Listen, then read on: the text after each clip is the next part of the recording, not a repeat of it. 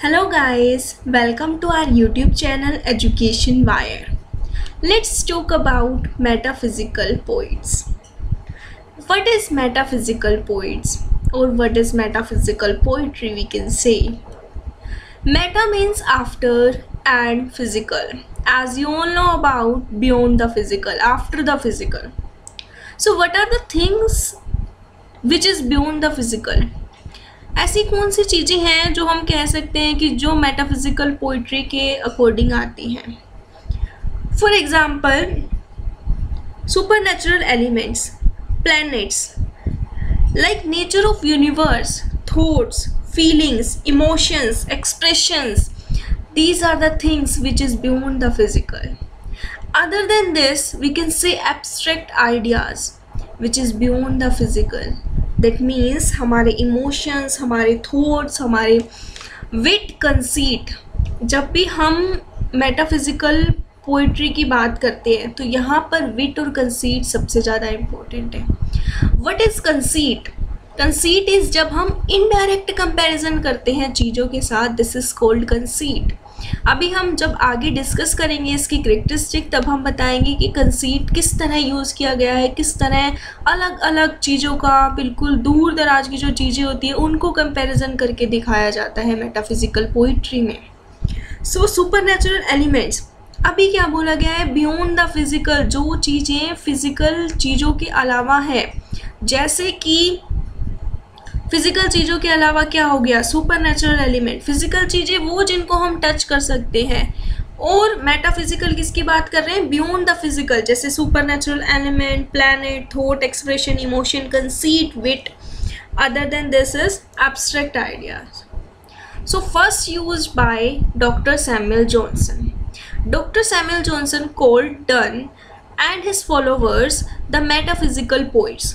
Doctor Samuel Johnson ने Donne और उनके फॉलोवर्स को मेटाफिजिकल पोइट्स का नाम दिया. सबसे पहले इन्होंने यूज़ किया इस टर्म को. इसके बाद Dryden use this term for Donne's poetry where he said Donne affects the metaphysics. इसके बाद ड्राइडन ने यूज़ किया और उन्होंने भी डन के लिए ही बोला कि done affects the metaphysics.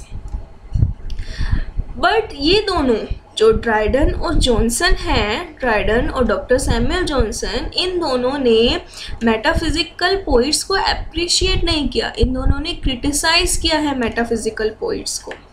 They said metaphysical poets yoked heterogeneous ideas together by violence. अब ये कहते हैं कि मेटाफिजिकल पोइट्स ने हेट्रोजीनियस आइडियाज़ को एक साथ हमारे सामने प्रेजेंट करते हैं, बट वायलेंटली ये मिक्सचर करते हैं उन चीज़ों का. अभी हमने बताया था कि ये कंपैरिजन करते हैं, इनडायरेक्ट चीज़ों का यहाँ पर कंपैरिजन दिखाया जाता है मेटाफिजिकल पोइट्री में. बट इन्होंने क्या बोला, ड्राइडन और जॉनसन ने, कि ये हेट्रोजीनियस आइडियाज़ को वायलेंटली मर्ज करते हैं. तो इन दोनों ने क्रिटिसाइज किया है, अप्रिशिएट नहीं किया. Other than this William Drummond Scottish writer है जिन्होंने सबसे पहले शायद इन जॉनसन और ड्राइडन से भी पहले इस टर्म का यूज़ किया. बट इनका नाम इतना देखने को नहीं मिलता क्योंकि हम ज़्यादातर ब्रिटिश लिटरेचर के बारे में जानते हैं. सो ये स्कॉटिश राइटर है जिन्होंने मेटाफिजिकल वर्ड, जो मेटाफिजिक्स वर्ड है, जो अपने लिए यूज़ किया.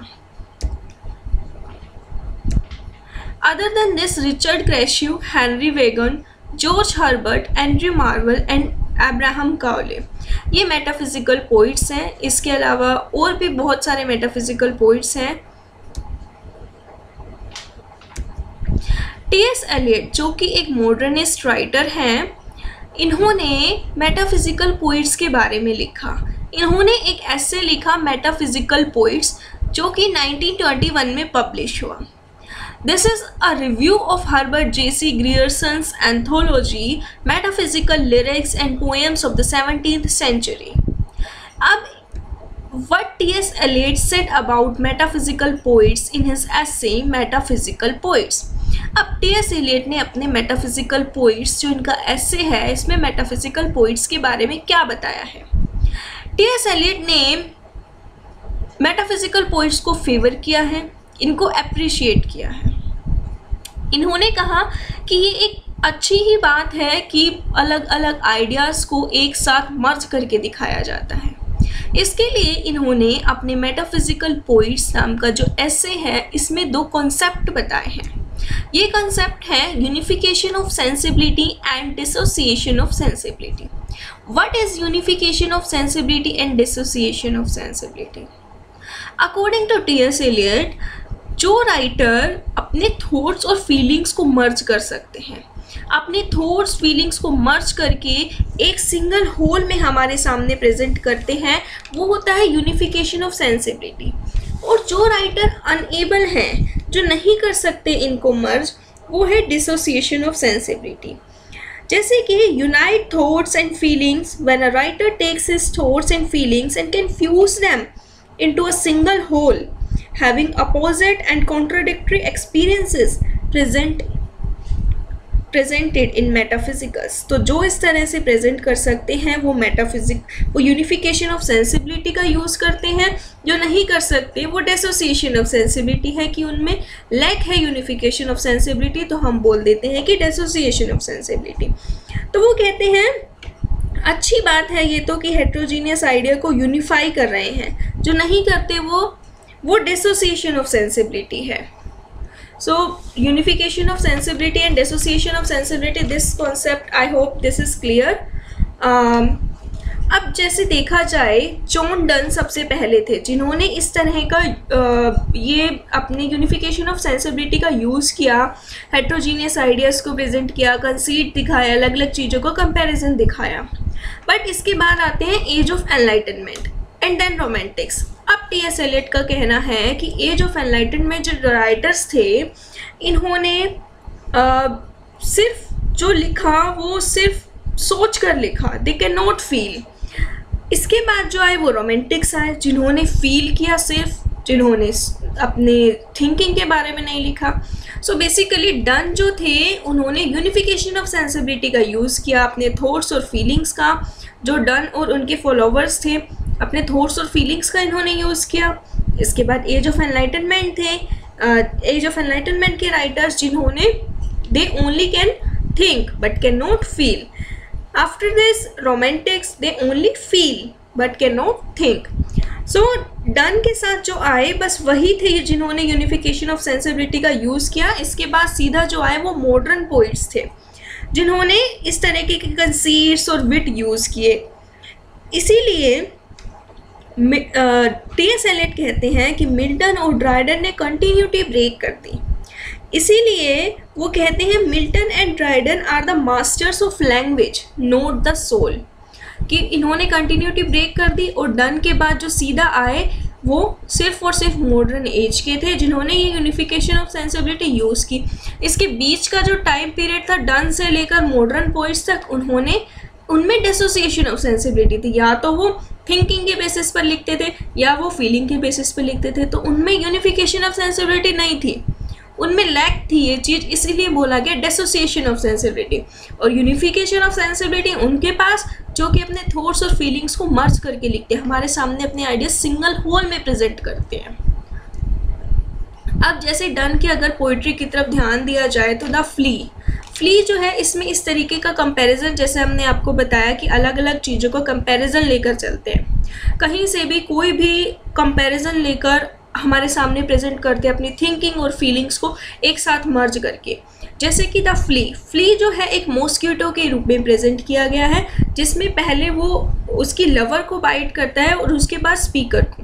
तो इस पर स्पीकर जो है अपनी लवर को, उस मॉस्किटो को किल ना करने को कहते हैं, बट फिर भी वो उस फ्ली को किल कर देती है। उसके बाद स्पीकर उससे इस तरीके के आर्ग्यूमेंट प्रेजेंट करते हैं कि जिस तरह से तुम्हें ऐसा फील नहीं हो रहा कि इस फ्ली को किल करने पर तुम्हारे अंदर का कुछ ओनर ख़त्म हुआ है, इस तरह से they can intimate with each other, उसमें भी कोई ओनर ख़त्म नहीं होगा, उसमें भी कोई प्रॉब्लम नहीं होगी। नेक्स्ट पोएम अगर हम देखेंगे भी जॉन डन के द्वारा लिखी गई द सन राइजिंग। इसमें जॉन डन ने बहुत ही ब्यूटीफुली सन को प्रेजेंट किया है और अपने लवर के साथ उसको प्रेजेंट किया है। वो कहते हैं go and come again tomorrow and get me the news about kings and queen and the riches of the world and about Indian spices. वो कहते हैं कि सन तुम हमारे पास मत आओ, जिन लोगों को तुम्हारी ज़रूरत है, जिनको जाकर बिजनेस करना है या कोई एम्पायर खड़े करने हैं या बहुत ही ज़रूरी काम करना है, तो उनके पास जाकर उन्हें डिस्टर्ब करो, हमें डिस्टर्ब मत करो। वो अपनी लवर के साथ अपने लव मेकिंग में बिजी हैं एक तरह से, और वो सन उनको डिस्टर्ब कर रहा है, क्योंकि उनका कहना है कि सुबह होते ही सन की वजह से उनको अलग अलग होना पड़ता है। इसीलिए उन्हें आकर डिस्टर्ब मत करो। इसके बाद उन्होंने बहुत ही ब्यूटीफुली सन को प्रेजेंट किया। उन्होंने ये भी बोला है कि तुम बूढ़े हो गए हो, इस ओल्ड एज में अगर तुम अपना काम आसान करना चाहते हो तो उसके बेड के चारों ओर चक्कर लगा सकते हो। Why this is so? Because उसकी जो बिलवेड है वो ही उसका कंप्लीट वर्ल्ड है।